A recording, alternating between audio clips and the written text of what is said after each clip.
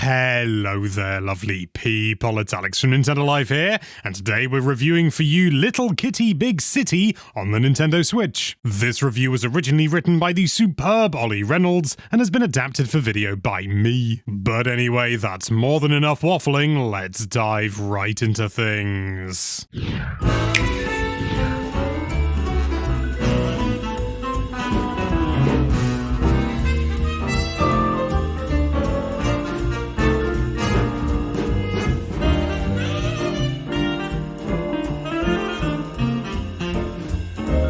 When playing through Little Kitty Big City, it's difficult to avoid drawing comparisons with Untitled Goose Game. Both see you play as a cute, mischievous animal, and both have you tackle a series of emergent tasks that often come at the expense of the poor humans that inhabit the surrounding area. With Little Kitty Big City, however, developer Double Dagger Studio has taken the opportunity to draw inspiration from the game's feisty feline protagonist and make the experience a bit more whimsical, a bit more stylized, and a little bit more ambitious. The end result is a true joy to behold and play, but one that's also held back from true greatness by its repetitive structure. The general gist is that you play as an unnamed cat who, after falling from a ledge following what looked like the most delightful nap, must find their way back home. The problem, however, is that the home is all the way up an apartment building in the middle of a bustling city, so armed with nothing but the fur on your back, you must set off on an adventure to find your way back to safety and comfort. Now, despite the title, we'd say that the city in which you play is really anything but big. To be clear, this isn't a bad thing.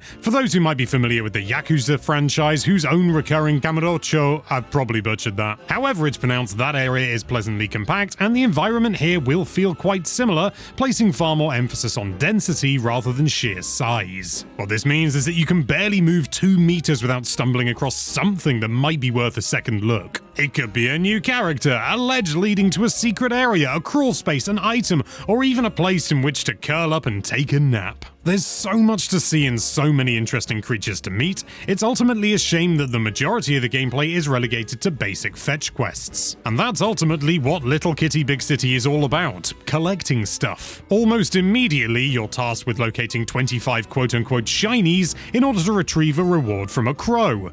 You know, standard stuff. From there, additional fetch quests are added to the mix, so you'll be hunting for feathers, tennis balls, dog bones, smartphones, and more. Little rewards and new mechanics are mixed in to coax you forward, such as the lovely little photo mode, the ability to snatch bread from unsuspecting humans, and a climbing mechanic, but we do wish there was a tad more variety with the overall gameplay. One collectible type that we did enjoy was the plethora of hats that you can wear on your travels. These include a workman's hard hat, and on a personal note, once I found that I never bothered with any of the others, nothing topped it. A ladybird hat, a corn hood, a banana hat, and just so many more. You can find these in generally harder to reach spots on the map, or you're given access once you complete certain tasks. It's well worth the time and effort to locate them all just to see how they look on your character. Spoiler alert, it's adorable. Thankfully, to make up for some of the gameplay's repetition, controlling your little kitty is an absolute joy, and this is largely down to Double Dagger's fantastic animation. If you've ever had the pleasure of welcoming a cat into your family, then you'll be blown away at just how realistic the in-game protagonist can be. Every little touch, including the pitter-patter of feet, the way it stretches and wriggles underneath gaps, the adorable brrr it emits every time you leap onto platforms, it's all spot on. If this doesn't endear you to the endless charm of cats and kittens, then nothing will.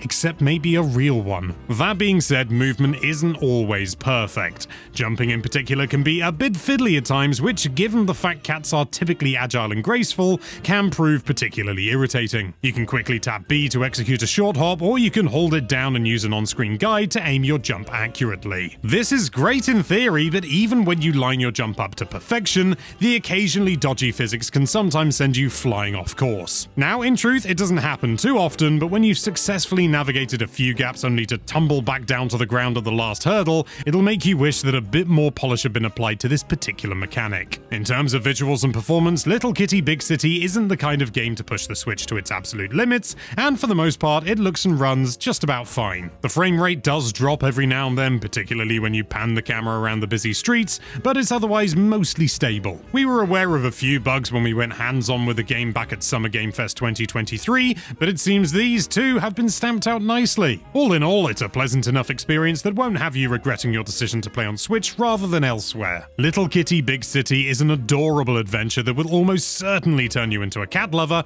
if you're not one already. It oozes charm and the realistic cat animations are simply incredible, although for as fun as it is to wander around the city, the game leans heavily on fetch quests and gathering up collectibles, which can lead to repetition. If you're someone who thrives in that kind of gameplay, however, then you're going to have an absolute blast with this one. Little Kitty Big City, you're getting a 7 out of 10 from us.